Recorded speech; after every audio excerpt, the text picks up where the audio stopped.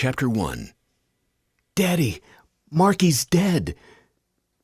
The impact of these words from Carly, my 16-year-old daughter, nearly stopped my heart.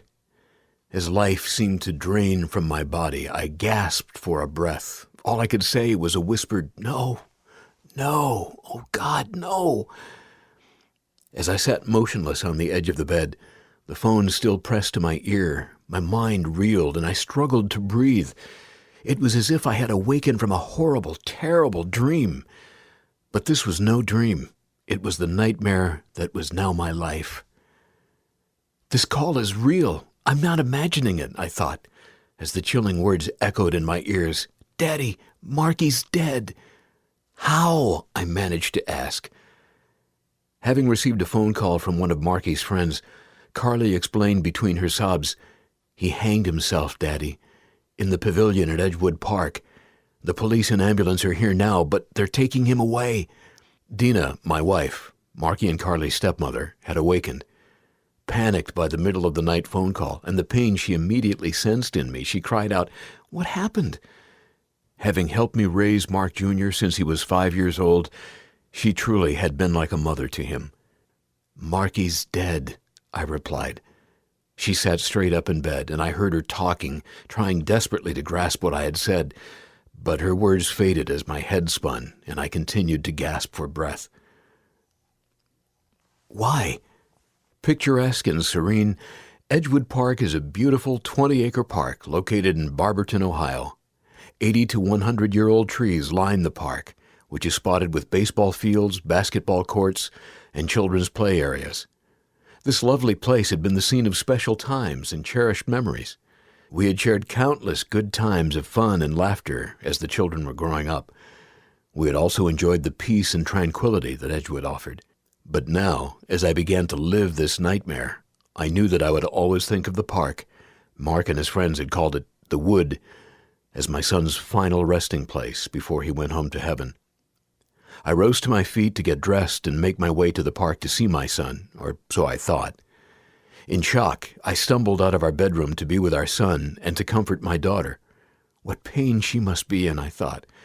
No 16-year-old girl should ever have to make that kind of phone call to her father. Making my way to the car, I began what I thought would be a 20-minute drive to the park. But the only thing I remember about that drive was my asking God, "Why? Why, God, why? I've done the things you've asked me to do. I've obeyed you, Lord. I've been obedient to the best of my limited ability, and I've listened to you. Why, Lord, why? What did I do wrong? What did I do to deserve this? Was Marky's suicide somehow my fault? I don't understand." As I made my way to the highway, I suddenly realized I was driving at a dangerous speed and was pretty much out of control. Slowing down a bit, I thought, what if I go to the park and they're gone? Where would they take Marky? I slammed on the brakes and came to a screeching halt. I had stopped in the middle of the highway. It was about 3 o'clock in the morning, and I felt as if the whole world had stopped, and I was the only one out there.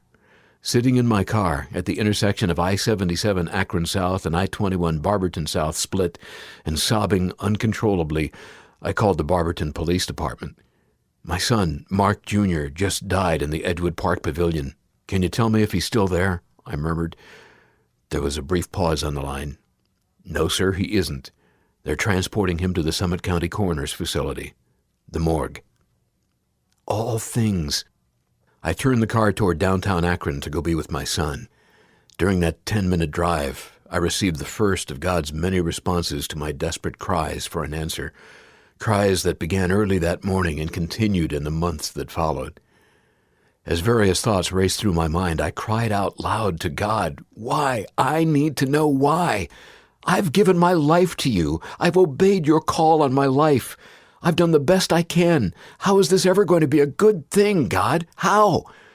I continued my frantic conversation with God. "You said all things work together for good for those who believe. I don't see it. How can I live with this pain? I want to die too, God.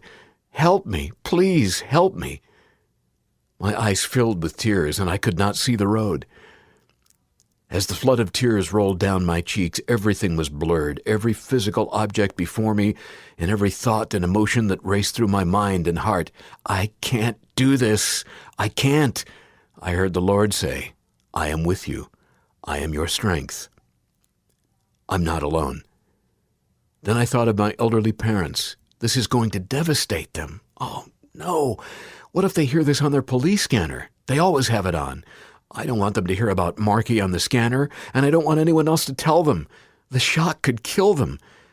I reached for my cell phone, found my sister Chick's number, and dialed. Chicky, I cried, waking her from her sleep. What? What is it? Marky is dead. She screamed, Oh no, Mark! No, what happened? They said he hanged himself at Edgewood Park. He's on his way to the Corners right now. I asked her to call Alan, our oldest brother. I wanted the two of them to go to Mom and Dad and let them know. Where are you? She shouted.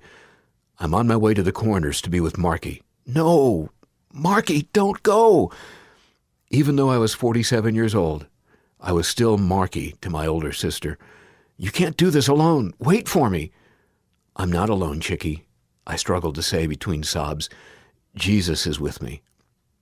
Even in the suffocating pain, I knew God's voice when he spoke. I am your strength. And even in the darkness of unimaginable grief, I knew God's Son, Jesus Christ. I felt his strength at that moment. Please, just go to Mom and Dad's and I'll be there later, I told my sister.